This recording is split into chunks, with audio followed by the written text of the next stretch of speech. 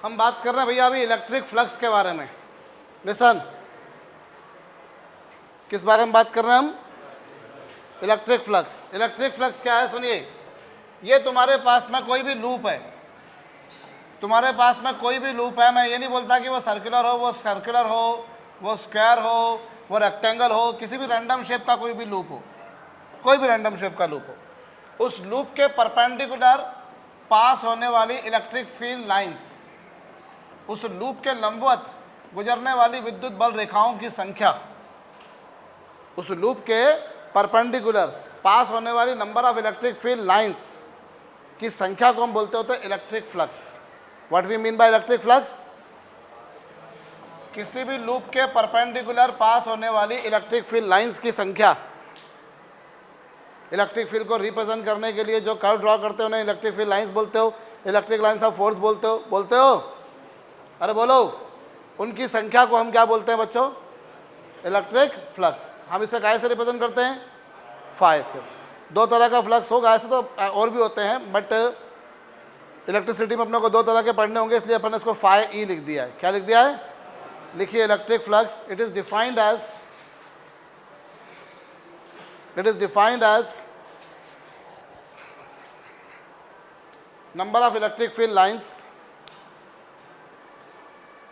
It is defined as number of electric field lines passing through a loop perpendicular to it. It is defined as number of electric field lines passing through a loop perpendicular to it.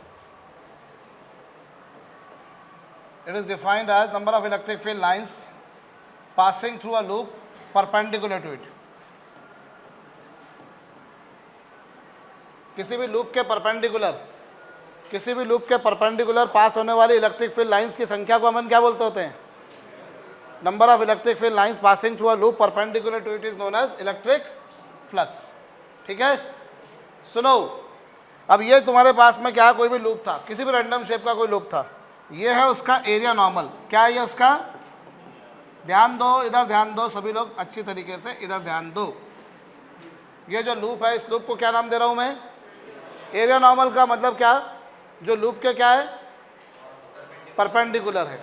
इसका magnitude क्या होगा? इसका magnitude हमेशा इसके area के बराबर होगा, जो भी एरिया है। सर्कल का area pi r square, square का एरिया ए स्क्वायर, जो भी है उसका एरिया लेना है। एरिया नॉर्मल का मैग्नीट्यूड किसके बराबर होगा? एरिया के बराबर। और उसकी डायरेक्शन क्या होगी? एरिया नॉर्मल जो है उसका एरिया क्या होगा? इसका एरिया। और उसकी डायरेक्शन क्या होगी? इसके परपेंडिकुलर।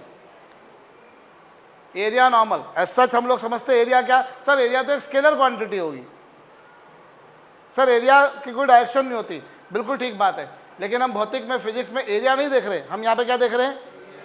Area normal. और नॉर्मल जो होता है वो हमेशा क्या होता है? वो वेक्टर है। आप देख लो, इसका मैग्नीट्यूड वही है जो इसका एरिया है, और इसकी डायरेक्शन क्या है? इसका मैग्नीट्यूड वही है जो इसका एरिया है, लेकिन इसकी डायरेक्शन क्या है? इसके परपेंडिकुलर लेनी है। अच्छा, ये जैसे है तो एरिया क्या होगा? ये जो भी एरिया है, और डायरेक्शन क्या होगी? परपेंडिकुलर। अब परपेंडिकुलर भी दो होंगे, एक ये वाला परपेंडिकुलर होगा, एक ये वाला भी होगा, एक ये भी होगा, एक ये भी होगा। ध्यान दो, परपेंडिकुलर ये भी होगा, ये भी होगा। तो तुम कौन सा लोगे? ये वाला जो बाहर की तरफ है वो लोगे। तुम्हारे हिसाब से बाहर ये, तुम्हारे हिसाब से इसका एरिया नॉर्मल किधर लोगे तुम? इधर। और मैं अगर देखूंगा तो मैं किधर दूंगा? एरिया नॉर्मल जो होता है इसका मैग्नीट्यूड वही होता है जो इसका एरिया है, लेकिन इसकी डायरेक्शन क्या ली जाती है? परपेंडिकुलर। और परपेंडिकुलर कैसे? आउटवर्ड, बाहर की दिशा में। परपेंडिकुलर कैसे? बाहर की दिशा में। बोलो भाई, तुम्हारे हिसाब से इसका बाहर कौन है? मेरे हिसाब से इसका बाहर कौन है? ठीक है, तो ये एरिया नॉर्मल, ये एरिया नॉर्मल है, और ये इलेक्ट्रिक फील्ड है। इन दोनों के बीच में कोण कितना? थीटा। इन दोनों के बीच में कोण कितना? तो जो इलेक्ट्रिक फ्लक्स होगा वो होगा E vector dot A vector. E vector dot, E vector क्या है? Electric field vector. और ए वेक्टर क्या है? Area normal. डॉट हटाते हो तो क्या लगाते हो? थीटा कौन सा एंगल? एरिया नॉर्मल और इलेक्ट्रिक फील्ड के बीच का एंगल, बोलो ना। थीटा यहाँ पे किसके किसके बीच का एंगल है? ठीक, करिए। A circular coil of mean radius 5 centimeter. A circular coil of mean radius 5 centimeter. A circular coil of mean radius 5 centimeter. A circular coil of mean radius how much? Is kept in uniform electric field. Is kept in uniform electric field 2 into 10 to the power 4 Newton per Coulomb. A circular coil of mean radius 5 centimeter is kept in uniform electric field of strength 2 into 10 to the power 4 Newton per Coulomb, such that plane of coil makes angle 30 degree with electric field. Such that plane of coil makes angle 30 degree with electric field. Plane of coil makes angle 30 degree with electric field. Plane of coil makes angle 30 degree with electric field. कर लिया? Plane of coil कितना angle बना रही है? किसके साथ? Determine electric flux to the coil. Determine electric flux through the coil. A circular coil of mean radius 5 centimeter is kept in uniform electric field. Plane of coil कितना angle बना रहा है इलेक्ट्रिक फील्ड के साथ? 30 degree. Plane of coil makes angle 30 degree with electric field. Determine electric flux to the coil.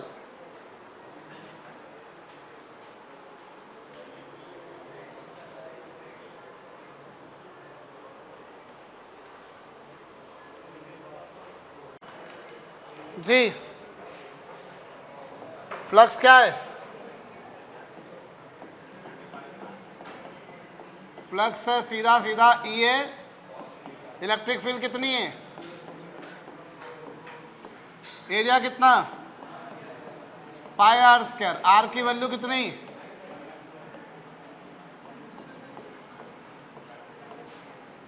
बोलो, are की value कितनी है?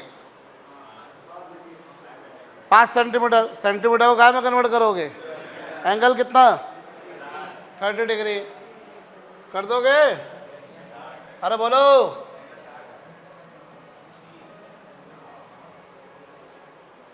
थर्टी है क्या एंगल? एंगल 30 है क्या? मुंह में दही जमी रहती तुम्हारे लोगों के तो यार. एंगल 30 है क्या यहाँ पर? क्यों? तुमको जो एंगल लेना है वो किसके साथ लेना होता है? ये देखो, ये एरिया नॉर्मल. ओए, ये एरिया नॉर्मल, ये इलेक्ट्रिक फील्ड. तुम्हें जो एंगल दे रखा है ना बेटा, वो ये वाला दे रखा है. कौन सा वाला? ये 30 डिग्री दे रखा है.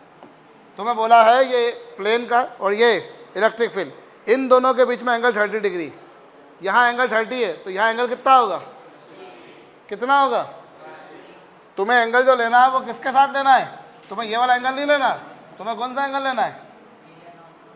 ये वाला. तो फ्लक्स जो होगा वो बाकी सारी कहानी तो कॉपी पेस्ट, लेकिन यहाँ क्या करना पड़ेगा तुम्हें? cos 60. बोलो, तुम्हें एंगल जो लेना है वो किसके साथ लेना है? किसके साथ? एरिया नॉर्मल के साथ. एरिया नॉर्मल के साथ में एंगल लेना है अपने को, और वो कितना है? 60 है. बोलो.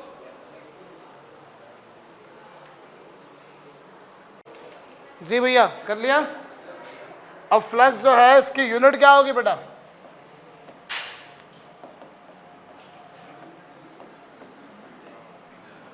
फ्लक्स की यूनिट क्या होगी? फ्लक्स की यूनिट क्या होगी?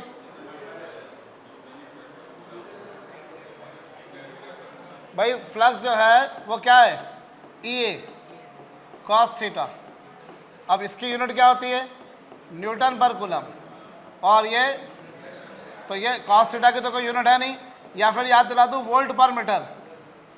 भाई इलेक्ट्रिक फील्ड की यूनिट या तो न्यूटन पर कूलम होती है या वोल्ट पर मीटर। तो इससे क्या आ जाएगी,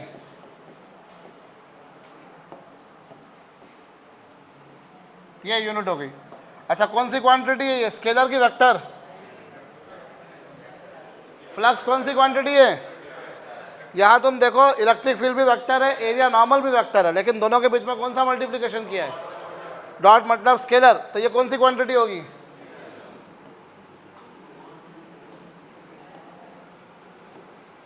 it is scalar quantity.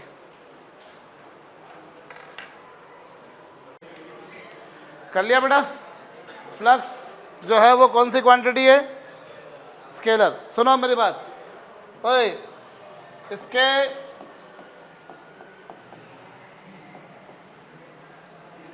Special cases, अभी हम किसके बारे में बात कर रहे हैं, इसके स्पेशल केसेस के बारे में मैं बात करूं तो पहला केस देखो, ये तुम्हारे पास में लूप, ये तुम्हारे पास में उसका एरिया नॉर्मल, और ये इलेक्ट्रिक फील्ड। सुनना, इसके मैं अलग अलग स्पेशल केसेस ले रहा हूं, इधर ध्यान दे लो भैया। हाँ, ये लूप, ये एरिया नॉर्मल,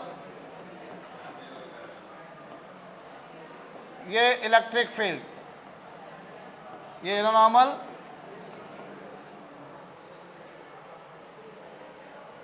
ये इलेक्ट्रिक फील्ड। ये इसके तीन अलग अलग स्पेशल केसेस देख रहे हैं हम लोग भैया, सुनिएगा।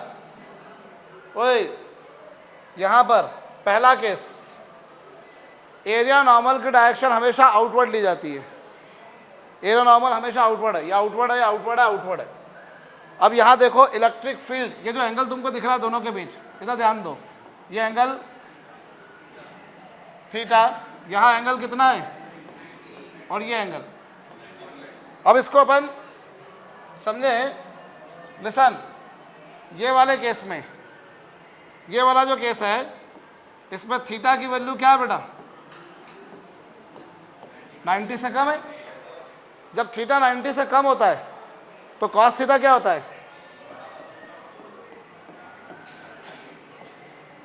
जब थीटा 90 से कम होता है तो कॉस थीटा क्या होता है, जब थीटा 90 से कम तो कॉस थीटा, और कॉस थीटा पॉजिटिव होगा तो क्या होगा, जो फ्लक्स है वो भी क्या होगा, पॉजिटिव। यहां देखो, यदि थीटा कितना हो बेटा, 90, तो कॉस थीटा कितना, कॉस थीटा 0, तो फ्लक्स कितना, 0। और यहां देखो थीटा की वैल्यू कितनी आ रही है, थीटा की वैल्यू इस केस में 90 से ज़्यादा, पर 180 से क्या है। और अगर ऐसी कुछ कहानी बनती है तो कॉस थीटा क्या आएगा, तो जो फ्लक्स है वो भी क्या आएगा, आएगा। अगर थीटा की वैल्यू 90 से 180 के बीच रखते हो तो कॉस थीटा उस केस में नेगेटिव होता है, कॉस थीटा क्या होता है उस केस में। अब यहाँ क्या कहानी आई बताओ मुझको, अगर थीटा की वैल्यू 90 से कम है, यदि थीटा की वैल्यू क्या है तो कॉस थीटा क्या होगा, कॉस थीटा क्या होगा, तो फ्लक्स भी क्या होगा।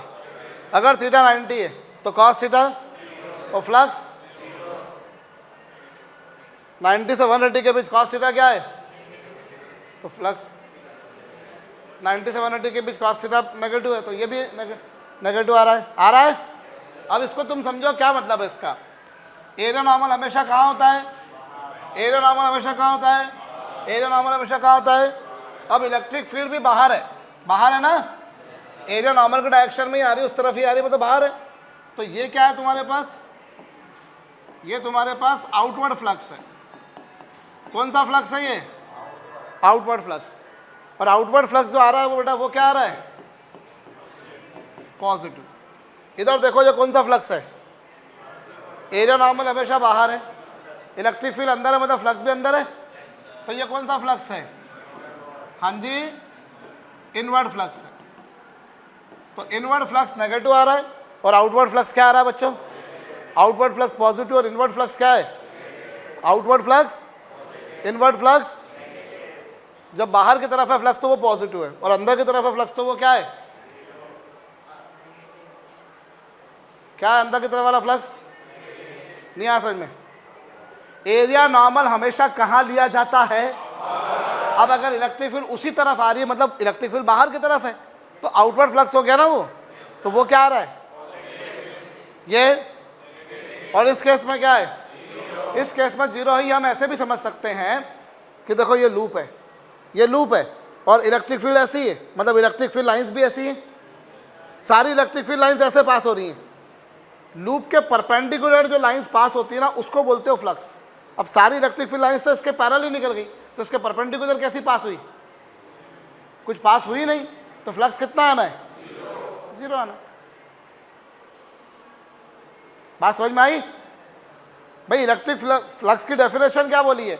लूप के परपेंडिकुलर पास होने वाली लाइंस को बोलते हो इलेक्ट्रिक फ्लक्स। अब सारी की सारी लाइंस कैसे पास हो गई? पैरेलल। तो इसके परपेंडिकुलर कैसी पास हुई?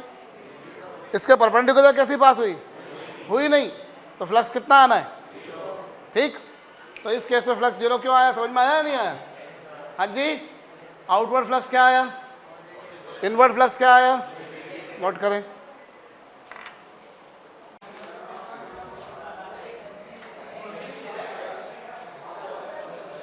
ये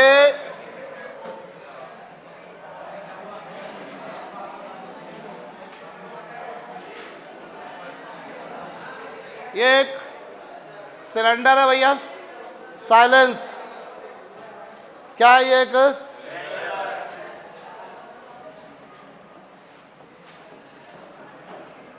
यूनिफॉर्म इलेक्ट्रिक फील्ड है ई। क्या है यूनिफॉर्म इलेक्ट्रिक फील्ड? इस सिलेंडर की लेंथ, सिलेंडर की लेंथ कितनी है और इसकी रेडियस कितनी है? यहाँ यूनिफॉर्म इलेक्ट्रिक फील्ड है ई। कितनी इलेक्ट्रिक फील्ड है? मुझे बताइए इस सिलेंडर में से पास होने वाला flux. Determine flux through this cylinder. Determine electric flux through cylinder. Determine electric flux through cylinder. करिए, कितना आ रहा है फ्लक्स? देखो, लिसन आयुष, क्या आंसर आया? यहाँ पर जरा दिमाग लगाइए, जरा ध्यान दीजिए भैया। ओए, इस सिलेंडर को मैं 3 पार्ट्स में डिवाइड करता हूँ। पहला ये वाला क्रॉस सेक्शन, इसको नाम दिया 1, दूसरा ये क्रॉस सेक्शन जिसको नाम दिया 2, और तीसरा ये कर्व्ड जिसको नाम दिया 3। मैंने इसके 3 क्रॉस सेक्शन बनाए। ये कौन सा? ये कौन सा? और ये कर्व्ड वाला कौन सा? कहो। अब 1 वाले का फ्लक्स क्या होगा? 1 वाले का फ्लक्स होगा ई। इलेक्ट्रिक फील्ड ई है, इलेक्ट्रिक फील्ड क्या है? और एरिया सर्कल का कितना है? पाई आर स्क्वायर। और इन दोनों के बीच में एंगल कितना? 180। क्यों? क्योंकि इलेक्ट्रिक फील्ड है ऐसी और एरिया नॉर्मल बाहर की तरफ होता है। तो ये कितना आया? ये आया 5-1। बोलो कुछ समझ में आया मैंने क्या करा? ये कौन सा आया? 5-1 आया रे भाई। इलेक्ट्रिक फील्ड ऐसी है, एरिया नॉर्मल ऐसा है, दोनों के बीच में एंगल कितना? 180। अभी 5-2, यहाँ इलेक्ट्रिक फील्ड तो ऐसी है ही सही और इस केस में एरिया नॉर्मल भी ऐसा है, तो 5-2 कितना?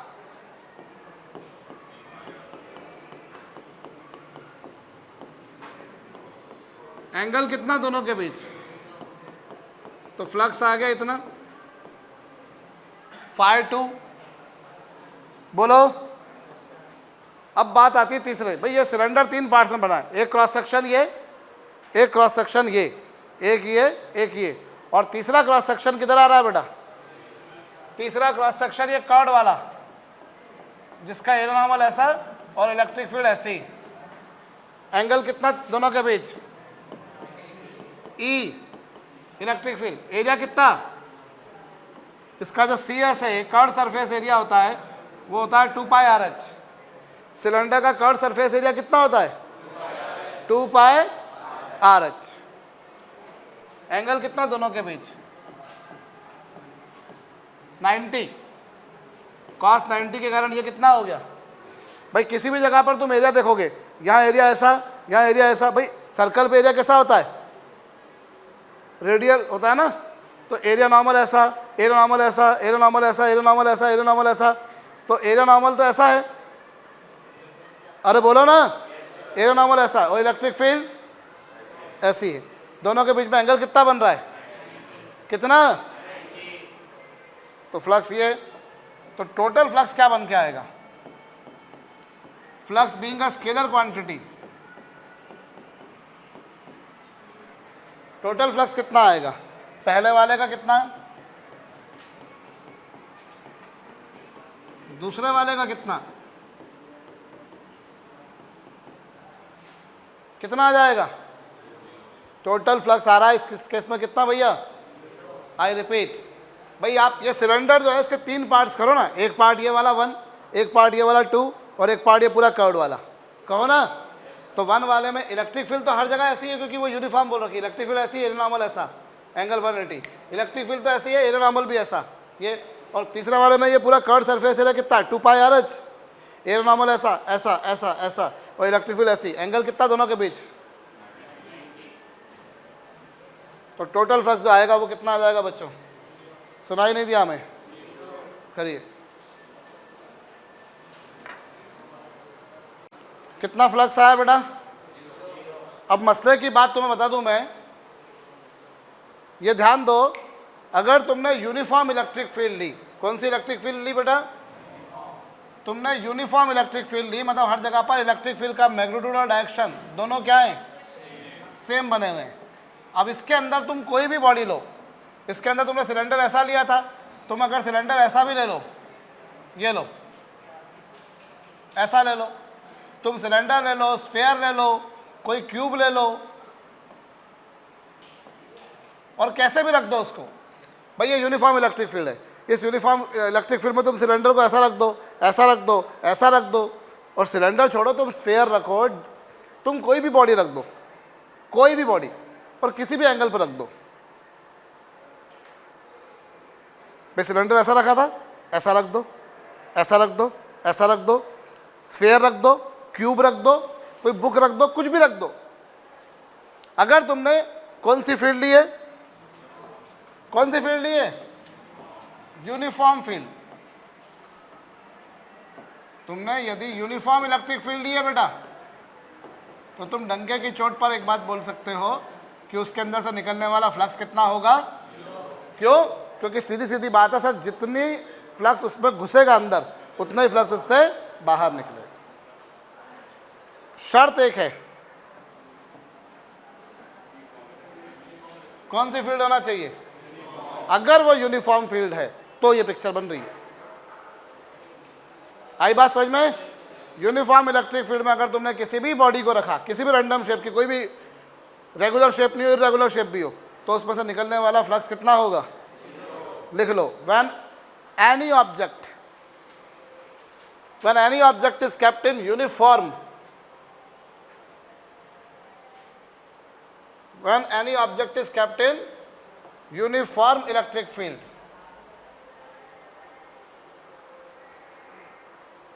when any object is kept in uniform electric field, the net flux through it is always equal to 0. When any object is kept in uniform electric field, the net flux through it is always 0. Uniform electric field को underline करना, uniform electric field को underline करना। Since in this case total flux entering in since in this case total flux entering in is equals to total flux emerging out.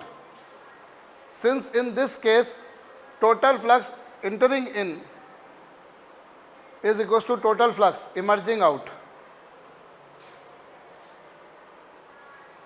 Since in this case total flux entering in is equals to total flux emerging out. उसके भीतर घुसने वाला कुल flux उससे निकलने वाले कुल flux के क्या होगा बच्चों? इक्वल. जितना फ्लक्स उसमें भीतर जाएगा उतना ही फ्लक्स उससे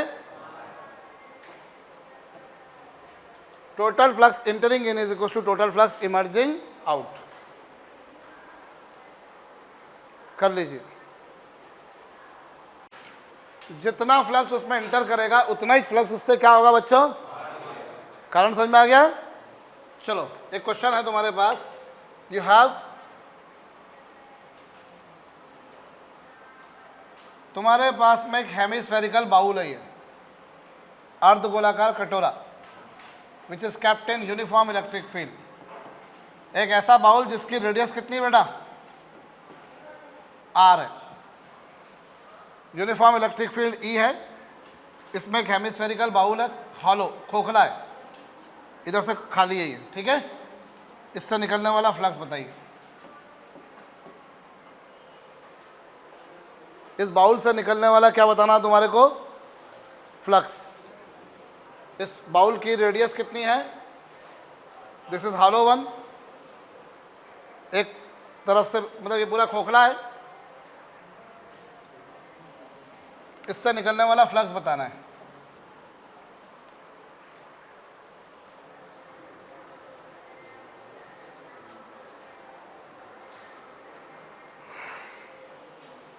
अब टेक्निकली अगर मैं इस फ्लक्स को निकालने जाऊं तो मुझे 10 मिनट लग जाएंगे, शायद 5 मिनट तो लग ही जाएंगे, क्योंकि बड़ा लंबा काम है ये. एक्चुअली में यहाँ पर क्या है भैया, ये बाउल है, इसमें से निकलने वाला फ्लक्स निकालना है. अब ये ऐसा कटोरा है, ये ऐसा कटोरा है, यहाँ से फ्लक्स अंदर जा रहा है. अभी कुछ लोग तो बोल देंगे सर जीरो, फट से सर जीरो. अरे जीरो नहीं बेटा, क्योंकि ये एक ही तरफ सरफेस है इसके. अगर यहाँ भी सरफेस आ जाती तो जीरो होता. नहीं आ समझ में? ये बाउल ऐसा है, हॉलो है ये. और हॉलो कैसा है कि एक तरफ ये जो कर्व्ड सरफेस है वो तो है, लेकिन यहाँ प्लेन सरफेस नहीं है. अगर प्लेन सरफेस होती तो फिर अपन जीरो बोलते. आई बात समझ में कि नहीं? सरफेस एक ही है. अब उसी सरफेस से फ्लक्स पास हो रहा है, और किसी सरफेस से तो फ्लक्स पास हो नहीं रहा. अब इसको कैसे करेंगे? तो इसको करने का काम जो है बड़ा कठिन है वो. इसमें ऐसा है, क्या होता है, इसमें एक ऐसी रिंग कंसीडर करनी पड़ेगी. ऐसी एक रिंग कंसीडर करूंगा मैं. फिर मैं उस रिंग से क्या निकालूंगा? उस रिंग से क्या करूंगा मैं? फ्लक्स निकालूंगा, जो बड़ा खतरनाक वाला काम है. उस रिंग में से फ्लक्स निकालूंगा. अब यहाँ बड़ा अनोखा काम होगा कि इस रिंग का एरिया नॉर्मल ऐसा आएगा और इलेक्ट्रिक फील्ड ऐसी आएगी. तो फिर उससे फ्लक्स निकालूंगा. पहले उस रिंग का एरिया लूंगा मैं 2 पाई आर इंटू ऐसी डी वाई थिकनेस करके. बड़ा लंबा सा काम है. इंटीग्रेशन बेस्ड प्रॉब्लम हो जाएगी, होने को हो जाएगी. और जब ये प्रॉब्लम्स इस तरह की करना शुरू करते हो तो अपने को बहुत मज़ा आता है, फिर बड़ा इंटरेस्ट आता है कि अरे यार ये तो धड़ होती हैं, पर एक बार वो प्रैक्टिस में आना चाहिए. ठीक है. तो अब इसमें ऐसी एक रिंग कंसीडर करेंगे, फिर रिंग का एरिया निकाल के फिर उसमें से फ्लक्स निकालेंगे. उसमें से फ्लक्स निकालेंगे ई डॉट डी ए करके, फिर टोटल फ्लक्स निकालेंगे. तो वो कैसे निकलेगा? उसका इंटीग्रेशन करके. बड़ा लंबा काम है ये. एक पेज तो कहीं नहीं गया, आराम से लग जाएगा एक पेज. और शुरुआत प्रैक्टिस में तो 15-15, 20-20 मिनट लग जाते हैं. जब एक बार प्रैक्टिस हो जाती है तो फिर 5-5 मिनट में प्रॉब्लम हो जाती है. ठीक है. 2-3 मिनट तो लग ही जाएंगे, पक्की बात है. तो ये अगर मैं टेक्निकली देखूं तो बहुत कठिन काम है ये. कठिन तो नहीं, लंबा काम है ये, क्योंकि अभी तो मुझे फंडामेंटल को समझने में ही कठिन लग जाएगा. एक आध लेक्चर तो पूरा अपने को इसी को समझने में लग जाएगा. उसके बाद फिर अपन आ पाएंगे कि हाँ अब ऐसे फ्लो, अच्छा ऐसे करते हैं, फिर ऐसे करते हैं, फिर ऐसे करते हैं. ठीक है. तो टेक्निकल एंड पर देखा जाए तो problem is quite difficult, quite lengthy one. और आज की डेट में तो तुम्हारे लिए डिफिकल्ट भी है. लेकिन अगर मैं कॉन्सेप्ट लगाऊं तो 2 स्टेप में हो जाएगा. कॉन्सेप्ट क्या लगाया मैंने कि सर ये बाउल है, सर ये बाउल है. दिक्कत क्या है मालूम है? दिक्कत यहाँ पर क्या हो रही है? दिक्कत ये हो रही है कि इलेक्ट्रिक फील्ड ऐसी है, इलेक्ट्रिक फील्ड ऐसी है, इलेक्ट्रिक फील्ड ऐसी. समझो दिक्कत कहाँ आ रही है? इलेक्ट्रिक फील्ड ऐसी है, इलेक्ट्रिक फील्ड ऐसी है, इलेक्ट्रिक फील्ड ऐसी है. और एरिया नॉर्मल यहाँ एरिया नॉर्मल ऐसा ही है, लेकिन यहाँ एरिया नॉर्मल कैसा है, ऐसा है। यहाँ एरिया नॉर्मल कैसा है, ऐसा है। एरिया नॉर्मल यहाँ ऐसा है, यहाँ ऐसा है। अलग अलग जगह पे एरिया नॉर्मल की डायरेक्शन क्या आ रही है? तो समस्या मालूम है क्या आ रही है? समस्या ये आ रही है, समस्या ये आ रही है कि अलग अलग जगह पर एरिया नॉर्मल इलेक्ट्रिक फील्ड के बीच का एंगल क्या है। तो फिर मुझे अगली स्टेप में मुझे ये इंटीग्रेशन करना पड़ेगा। अगली स्टेप में मैं उसका इंटीग्रेशन करूंगा। पहली स्टेप तो मेरे दिमाग में क्या है, और इलेक्ट्रिक फील्ड तो ऐसी है, चल समझ में आ गया मेरे को, लेकिन अलग यहाँ एरिया नॉर्मल ऐसा, यहाँ एरिया नॉर्मल ऐसा, यहाँ एरिया नॉर्मल ऐसा, अलग अलग जगह पे एरिया नॉर्मल अलग अलग आ रहा है। और एरिया नॉर्मल अलग अलग आ रहा है तो एंगल भी अलग अलग आएगा। यहाँ एंगल कुछ, यहाँ 0 आ गया, यहाँ कुछ आ गया, यहाँ कुछ आ गया, यहाँ कुछ आ गया, यहाँ कुछ आ गया, तो एंगल चेंज हो रहा है लगातार। बहुत मुश्किल हो गया काम। तो फिर उसके लिए क्या करते हैं सर, अपन एक ऐसी वो जो बाउल है उसके ऊपर ऐसी एक रिंग कंसीडर करेंगे, उस रिंग में से फ्लक्स निकालेंगे, फिर टोटल फ्लक्स निकालेंगे। बनेगा, बड़ी बात नहीं है, पर अभी बनने के लिए बहुत टाइम लगेगा। लेकिन अगर मैंने इसमें छोटा सा कॉन्सेप्चुअल काम दिमाग लगाया कि सर ये देखो आपके पास में ये बाउल है, बोले है सर, हाँ जी। अब आप एक काम करो, आपको इसमें से निकलने वाला फ्लक्स निकालना है। आपको इसमें से निकलने वाला क्या निकालना है? इसमें से निकलने वाला फ्लक्स निकालना है ना आपको। आप एक काम करो सर, इसको इधर भी पैक कर दो, उधर तो पैक है ही सी, इधर भी पैक कर दो। कर दिया? हाँ सर। अब आप देखो क्या होगा सर, इसको 1 नाम दो और 1 में से फ्लक्स निकालो, कितना होगा? मैंने बोला 1 में से बेटा E इंटू इस सर्कल का एरिया कितना सर, पाई r स्क्वायर, और दोनों के बीच में एंगल कितना 180। क्यों? क्योंकि इलेक्ट्रिक फील्ड ऐसी है और एरिया नॉर्मल ऐसा है, दोनों के बीच में कोण कितना है, तो ये आ गया, ये E इंटू पाई r। ये आ गया कौन से में से फ्लक्स? 1 में से। मुझे 1 में से नहीं पूछा, मुझे तो कर्ड में से पूछा है। मुझे तो किस में से पूछा है? मैंने कर्ड में से मान लिया φ2। और मुझे एक बात सर ने बताई थी कि अगर यूनिफॉर्म इलेक्ट्रिक फील्ड में रखो तो जो नेट फ्लक्स होता है वो कितना होता है? 0 होता है। तो φ1 की वैल्यू कितनी है? -e पाई r स्क्वायर। φ2 की वैल्यू मेरे को पूछी थी, इसको सिंप्लीफाई करके देखो तो φ2 की वैल्यू कितनी हो जाएगी? e इंटू कितना पाई r। अगर मैं वो पूरी इंटीग्रेशन की प्रक्रिया करूंगा तब भी आंसर यही चाहेगा। कठिनाई क्या थी मेरे सामने, समझ में आई बात कि नहीं आई? अलग अलग जगह पर भाई इलेक्ट्रिक फील्ड तो ऐसी, अलग अलग जगह पर एरिया नॉर्मल क्या हो रहा है, अलग बन रहा है, तो एंगल अलग अलग आ रहा है। तो फिर ऐसे इनफाइनाइटली स्मॉल पार्ट लेते हैं रिंग, उसमें से फ्लक्स निकालते हैं, फिर टोटल फ्लक्स निकालते हैं, ऐसा करके हो जाता है। पर अभी समय है, हमारे पास सिंपल सा फंडा है। हम क्या करें, इसमें से फ्लक्स निकालते हैं। जो प्लेन सरफेस है ना, जो एक्चुअली है ही नहीं, उसको मैंने वहाँ पर मान लिया। अब उसमें से फ्लक्स निकाला, वही आया, बोला ना। कर्ड सरफेस में से फ्लक्स पूछा था, उसको मैंने φ2 मान लिया। यूनिफॉर्म इलेक्ट्रिक फील्ड में टोटल फ्लक्स कितना होगा? सुनाई नहीं दिया मुझको? तो आप उसमें से निकालिए कितना आएगा। मैं इसको मुंह जबानी कर देता कि यार सर देखो इसमें से फ्लक्स घुसेगा कितना, निकलेगा उतना। कितना घुसेगा सर? इधर एरिया कितना है पाई r स्क्वायर, इधर एरिया कितना है, तो कितना घुसेगा E into pi r square. तो जितना घुसा बाहर उतना ही तो निकलेगा। बोलो, नोट डाउन। टेक्निकली प्रॉब्लम क्या आ रही थी समझ में आया भैया? यहाँ पर अलग अलग जगह पर एरिया नॉर्मल और इलेक्ट्रिक फील्ड के बीच का एंगल क्या है, अलग अलग।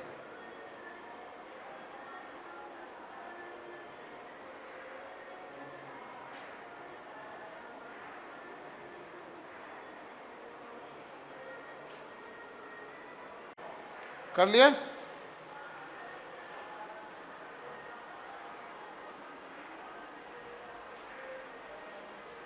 चलिए, कर लिया हो? यहाँ तुम्हारे पास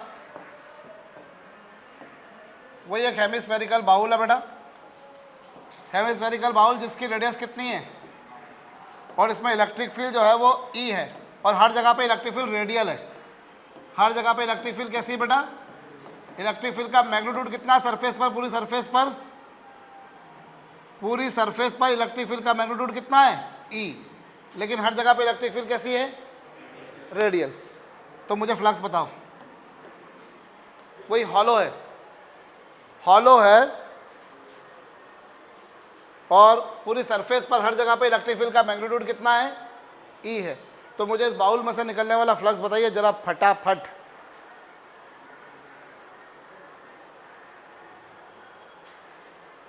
कितना आएगा?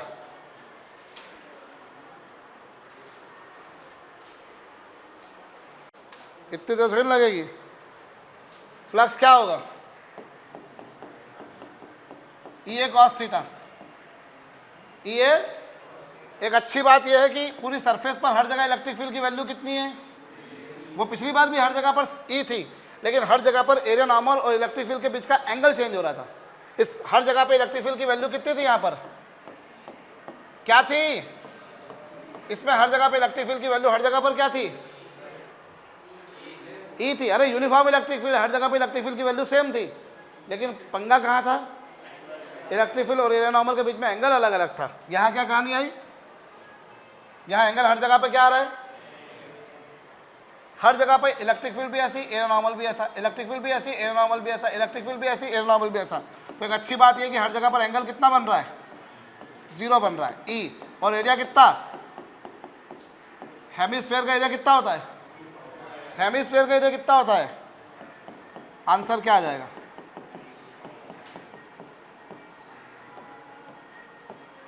बोलो। अरे समझ में आई बात या नहीं आई? भाई पिछली बार क्या समस्या थी? हर जगह पे इलेक्ट्रिक फील्ड की वैल्यू ई थी, लेकिन एरिया नॉर्मल और इलेक्ट्रिक फील्ड के बीच का एंगल जो था वो क्या कर रहा था? डिफर कर रहा था। और ऐसे क्यों था भाई? यहाँ क्या हो रहा है? एरिया नॉर्मल और इलेक्ट्रिक फील्ड के बीच का एंगल हर जगह पे कितना है? 0 0 0। भाई एरिया नॉर्मल तो नॉर्मल होता ही है, और इलेक्ट्रिक फील्ड भी हर जगह पर क्या है?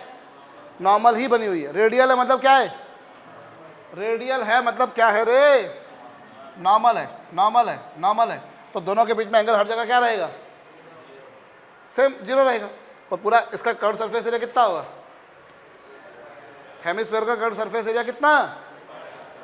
समझे?